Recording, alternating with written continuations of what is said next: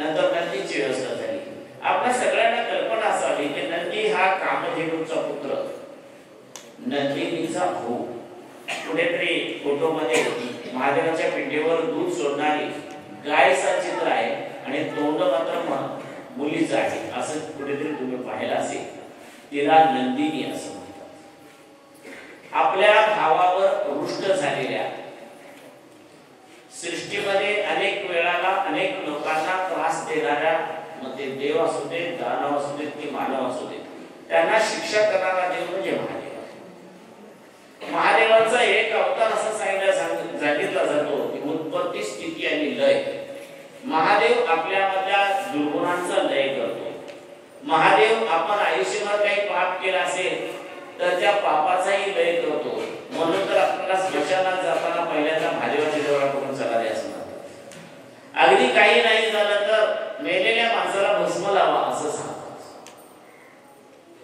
बौद्ध पूर्व काळामध्ये लोकांना दफन केलं जायचं. जोपर्यंत ही दफन प्रक्रिया होती तोपर्यंत भस्म धारण आणि महादेवाचं पूजन ही परंपरा होतीच. आपल्या इथे महादेवाचं प्राचीन मंदिर आहे आणि याचा अर्थच असा आहे की आपल्या सर्वांना महादेवाचं प्रमाण आहेच. महादेवाकडे नंदी कसा आला किंवा भगवती कशी आली, पार्वती कशी आली याच्या कथा सांगत असताना शिवोहम शिवोहम सच्चिदानंदोहम शिवोहम शिवोहम सच्चिदानंदोहम शिवोहम शिवोहम सच्चिदानंदोहम शिवोहम शिवोहम सच्चिदानंदोहम सच्चिदानंदोहम सच्चिदानंदोहम सच्चिदानंदोहम सच्चिदानंदोहम शिवोहम शिवोहम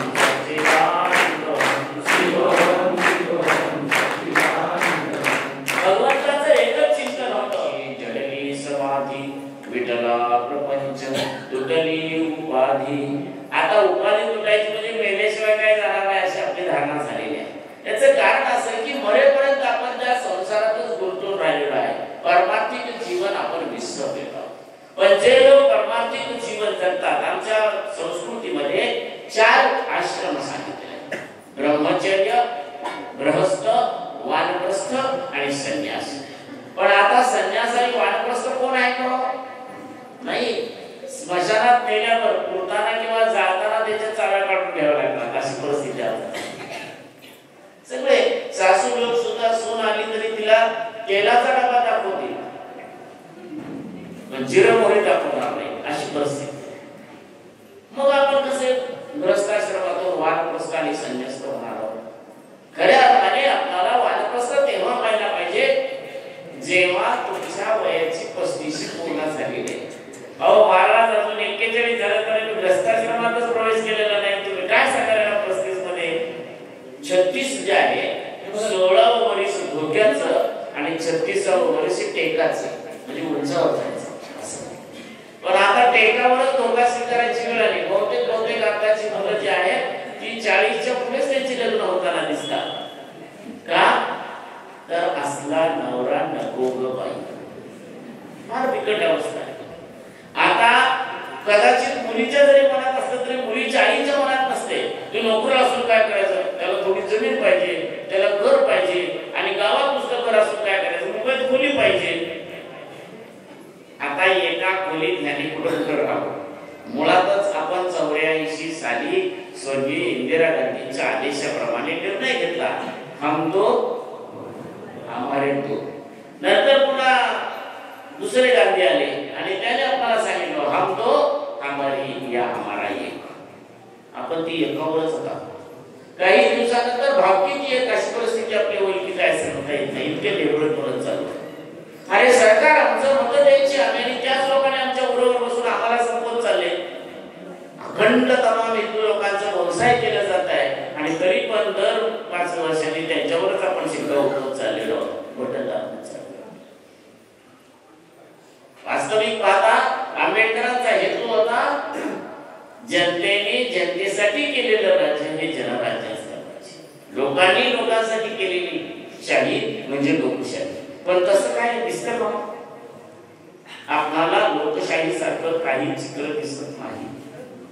पण आपल्यालाही थोडी ठोकशाहीची सवय आहे.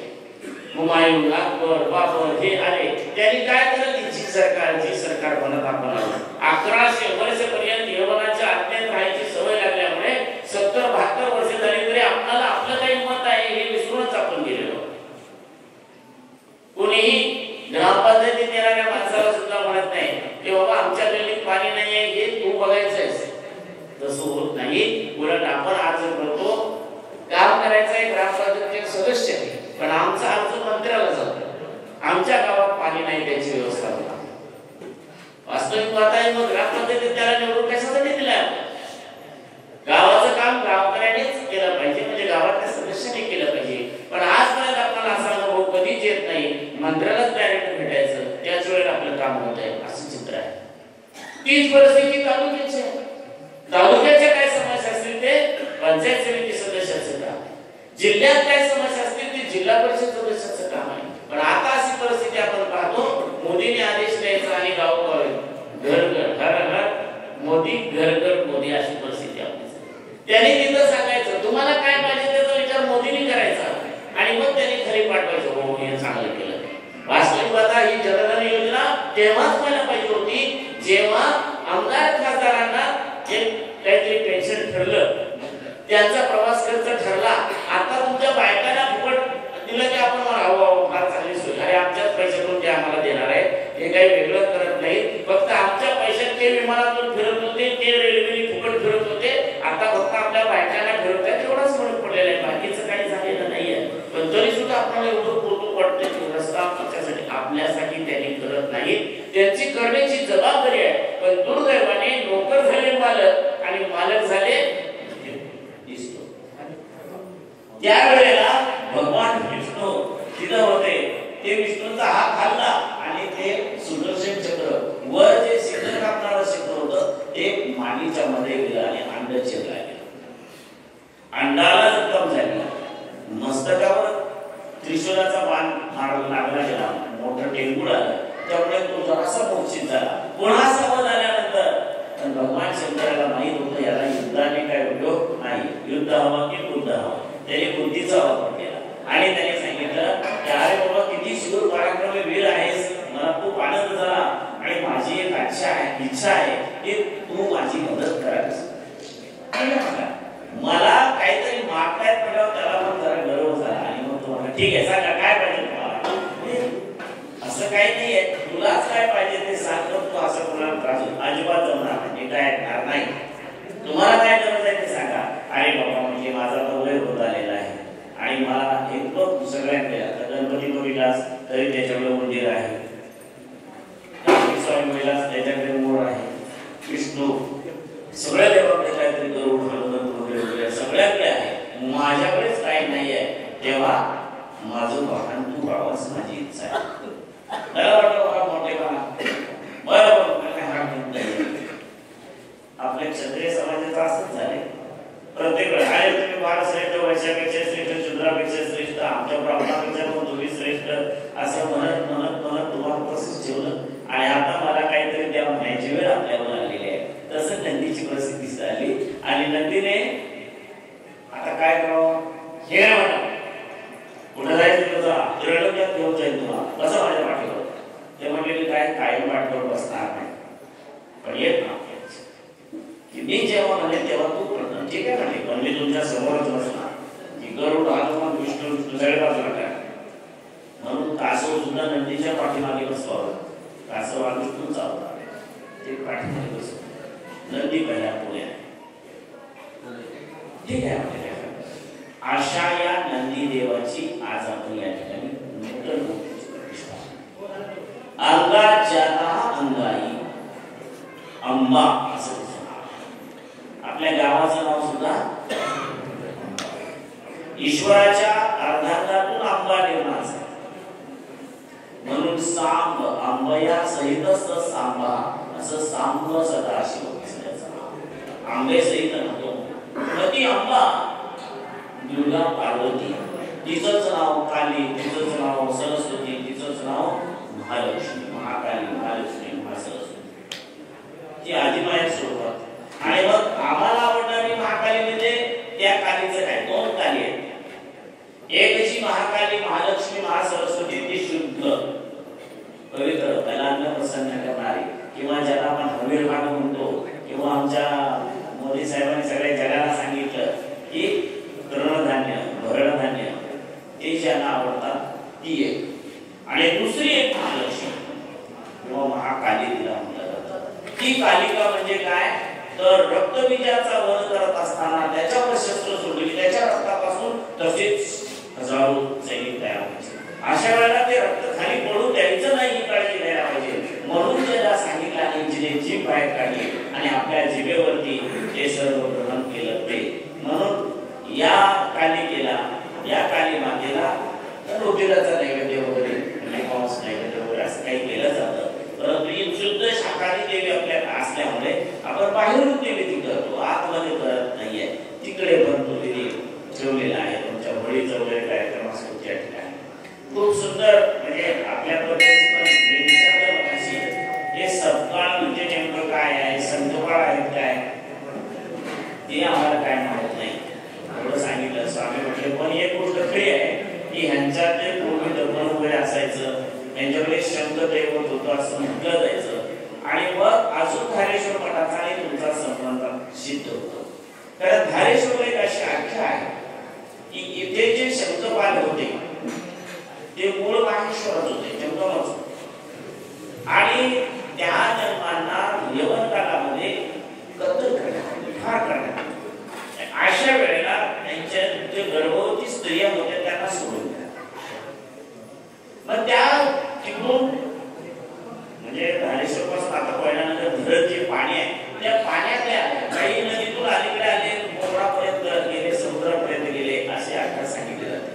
मग त्यात काही उतरायला गेले, उद्योजक झाले, काही सत्काळ झाले, असे वेगवेगळे नावं सांगितले जातात. आणि काही पाटील राहिले, ते पाटील म्हणजे मुख्य मानकरी, त्यांना आता सुद्धा दरवर्षी देव दीपावली दिवशी 3-4 तास, 2.5 घंटेचा राजा म्हणतो, 2.5 तासासाठी त्यांना लिंग बांधावं लागतं आणि त्यांची काटेच्या पालखीमधून मिरवणूक काढली जाते. प्रत्यक्ष गुरु महाराजांपेक्षा सुद्धा त्यांना पालखी घेऊन मिरवण्याची परंपरा तिथे आहे. म्हणून गुरुची पालखी, गुरुनी पालखीतून मिरवावं किंवा गुरुनी पालखी बरोबर जावं असा कार्यक्रम सायंकाळच्या वेळेला सगळे लागतो. आणि रात्री काटे पालखी म्हणून असते की त्यामध्ये ते करतात. आणि मग जन्माला भिक्षा मागणं आवश्यक आहे. म्हणून भले हे पाटील असले, सत्काळ असले, मराठा समजून घेत असले तरी सुद्धा त्यांना त्या 2 तासामध्ये 1 तास भिक्षा मागावी लागते. राम ओवाळा, रघुनाथ ओवाळा, भिक्षा घाला असं म्हणून त्या दिवसापुरतं, म्हणजे ते काय 18 तास असेल तेवढा वेळ असे ना त्यांना भिक्षा मागावी लागते. अशी ती सत्काळ परंपरा आहे. दास्तान, मिरगाव आणि शिवतेश्वर या ठिकाणी ही मंडळी आहे. त्यांच्याकडे घरात लिंग आहे, पूर्वी लिंग होतं अशी परंपरा आहे. उतेकर मध्ये मंडळी त्यांच्याकडे पण घरामध्ये लिंग आहे, घरात किंवा असं पूजन पिंड नाही. तुमच्या इथं कसं आहे म्हणजे काही माहित नाही. तर एवढंच आता सहज बोलता बोलता जेव्हा माहिती मिळाली त्या माहितीनुसार म्हणजे तुमचा सुद्धा तिकडे काहीतरी संबंध असला पाहिजे. देवीचा विचार करत असताना मानाई देवी ज्यांच्याकडे आहे ते पवार परिवार आजही वाटोळे गावामध्ये वास करतात. आणि त्यांनी सुद्धा रामनवमीला तर येतातच येतात, परंतु त्यांना आमची समाधी करण्याचा अधिकार आहे. पवार मंडळीकडून समाधी प्रक्रिया केली जाते. समाधी त्यांनी बसवतात, पण वर माती टाकून दगड नंदी बसवण्याचा मार्ग हा सत्काळच आहे. ते घाणकी नावाचं गाव आहे, त्या ठिकाणी आजही काही सत्काळ मंडळी उभारतात आणि दरवर्षी या उत्सवामध्ये येत असतात. रामनवमीची पालखी असू दे किंवा इतर कुठले अमावस्येचे अभिषेक वगैरे असू दे, सत्काळ मंडळी पवार परिवार येतो. या पवार परिवारामध्ये धारेचे पवार म्हणून प्रसिद्ध, धारचे पवार, कारण मूळ धारेश्वर मठाचे गुरु जे आहेत ते मध्य प्रदेशातील धारमधून तिकडे आले अशी आख्या सांगितली जाते. तेव्हा आणि बहुतांश आपल्या सत्काळ मंडळींचं सुद्धा शंख किंवा जे 84 सिद्धेश्वर आहे त्यातला 11वा सिद्धेश्वर हा सत्काळच आहे. आणि तो आताच्या उज्जैनीमध्ये सिद्धगड नावाचं क्षेत्र आहे किंवा भैरवगड असं त्याला म्हणतात, त्या ठिकाणी आहे. भैरव सुद्धा आपल्या इथं आहे. अशा प्रकारे बरेचसे नाते जोडताना दिसतात आपल्या गावातली. अशा या सर्व याच्यामध्ये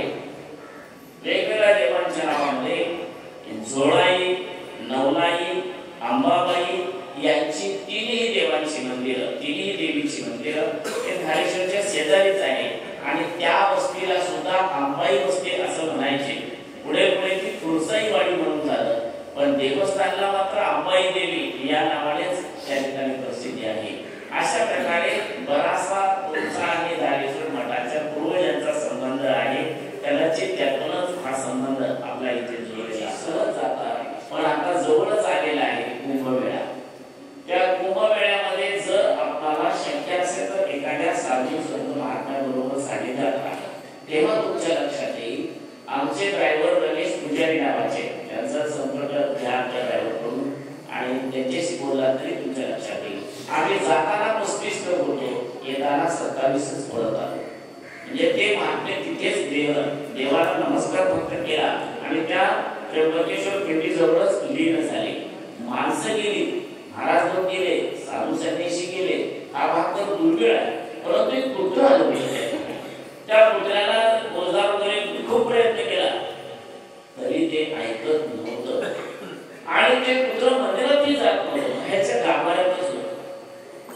शेवटी सगळा कार्यक्रम आता बंद, दरवाजे बंद केल्याशिवाय पुढचं काहीतरी होणार नाही म्हणून पोलिसांनी दार लावून घेतलं आणि आम्हा सगळ्या लोकांना आज जायला सांगितलं. ते पुत्र तिथेच प्रवेश होत होतं आणि इन्स्पेक्टर किती जरी मोठा असला तरी किती मंत्री वगैरे असले तरी तिथं संन्याशीशिवाय इतरांना प्रवेश नसतो. सगळे आणि त्यावेळेला पाहिल्यानंतर परत त्याने उघडल्यावर पुत्र कुठे गेला त्यांना समजत नाही, आम्हालाही समजत नाही. बाहेर आहे असं आम्ही म्हणतोय, आत आहे असं ते संरक्षण यंत्रणा म्हणते. अशा प्रकारे वायूवर जाणार असे पृथ्वी, पाणी, अग्नी आणि वायू आणि आकाश या पंचभूतात जाणारे जीवात्मे या जगतात वावरत आहे. त्या कुठल्या तरी एका योनीमध्ये आपण आलेलो आहोत आणि आपलं भाग्य आहे की आपल्याला भैरी, कोटेश्वरी, नाई, झोळाई, नंदिकेश्वर, महादेव या सर्व देवांची सेवा, अर्चना, पूजा करण्याची संधी प्राप्त होते. आम्ही अनेक ठिकाणी जातो, खूप गडबड असते, पण तुमची इतकी अत्यंत शांतता पाहिल्यानंतर आम्हाला आमच्या मठातच आम्ही कार्यक्रम करतोय याची जाणीव झाली. इतक्या शुद्ध अंतःकरणात्मक असलेल्या आपल्या सर्व भक्तांना या सर्व देवांचे, त्याचबरोबर आदिश्वर धारेश्वराचे, श्री रामप्रभूंचे अनंत आशीर्वाद आपल्या पाठीशी राहावे असं आम्हाला व्यक्त करतो. 22 जानेवारीला आम्हाला तिकडे निमंत्रण आहे म्हणून आम्ही अयोध्येला, बरेच महात्मे आपल्याकडे आहेत त्यांना तिकडे निमंत्रण असल्यामुळे ते अयोध्येत आहे. पण आपण महाराष्ट्रात कमी पडू देता कामा नये. प्रत्येक घरामध्ये सकाळी सडा रांगोळ्या काढून माता भगिनींनी हा भव्य दिव्य सोहळा साजरा केला. अनेक वर्षापर्यंत रामाच्या प्रतिमा ठेवून, जसं आपल्या नोटेवर महात्मा गांधी आहे तसं 35 देशामध्ये रामाचं चित्र आहे आणि आम्ही रामाचे वंशज आहोत असं म्हणतात. तरी सुद्धा इस्लाम धर्म स्वीकारला म्हणून आम्ही देव मानत नाही असं म्हणणारी मंडळी आपल्याला पाहायला मिळते. परंतु रामाला नष्ट करायचं याचा अर्थ अर्ध्या विश्वाला नष्ट करायचं अशा प्रकारचा दुष्ट विचार मनामध्ये घेऊन बाबुरांनी हे दुष्कृत्य केलं होतं. आज तुमच्या आमच्या सर्वांच्या भाग्याने आमची मंगलाष्टका म्हणताना मंचापासून विचार केला जाईल त्याच्यामध्ये आपण कलंकी पुढे धावा म्हणतो आणि कलंकी केल्याच्या पुढे जन्माला येणार आहे असं म्हणतात. मला वाटतं मोदी साहेबांच्या रूपाने कलंकीच आलेला आहे आणि म्हणून छत्रपतींच्या नावाने आज सीमेवरती पुतळा पाहायला मिळतो, समुद्रात पुतळा पाहायला मिळतो आणि सर्वात महत्वाचं म्हणजे 350 वर्षापर्यंत आपल्याला जे करता आलं नाही ते प्रभू रामाचं मंदिर आता निर्माण होतंय. त्याचा आनंद आपण सर्वांनी साजरा केला पाहिजे आणि 22 जानेवारीला प्रत्येकाच्या घरावरती भगवा झेंडा उड्या उड्या करून आपण हा पवित्र सोहळा साजरा केला पाहिजे. पक्ष म्हणून, राजकारण म्हणून आपण इकडे पाहू नका. तर एक राजा, हिंदू राजा, शेवटचा राजा आपण संपवला आणि आता आपलंच राज्य आहे अशा आनंदात वावरलेला. आता त्याला वाटत असेल अरे पुन्हा एकदा हिंदू जागे झाले आणि त्यांनी हे मंदिर निर्माण केलेलं आहे. अशा प्रकारचा पवित्र तुमच्या आजूबाजूला असलेले मुसलमान हे आपलेच मोहब्बत आहे. कुणी कट्टर मुस्लिम कुणी नाही आहे. तर आपणच ज्याला बाजूला सोडला, ज्याला शिवून देत नव्हतो, खाऊ देत नव्हतो, अशीच माणसं त्या धर्मामध्ये गेली आणि आज आपल्या आपल्यातच वादविवाद दिसतात. खरे युद्ध कुठे होत आहे तेव्हा कुठेच होत नाही. इंग्रजांचा काळ असू दे, मुसलमानांचा काळ असू दे, कुठलाही आताचाही काळ जर आपण पाहिलं तरी भांडण कुणाची होतात. एक जण काहीतरी राहायला काढतो, मेले कोण? शेतकरीच मेले कोण? इकडे एका बाजूला ओबीसी मारताना दिसतात, दुसऱ्या बाजूला मराठी मारताना दिसतात. आमची पोरं आरक्षण पाहिजे म्हणून मारतात. अरे आरक्षणासाठी मारण्याचं काळ नाहीये. आपण स्वरक्षण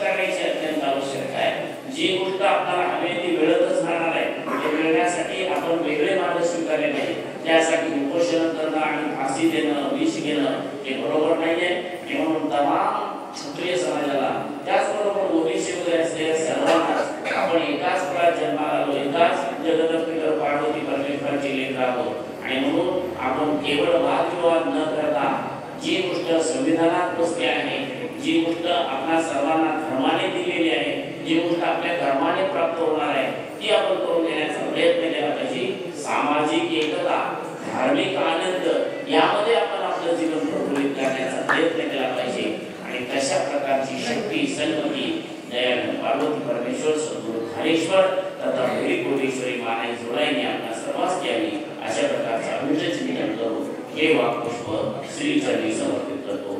ओम शांती शांती शांती.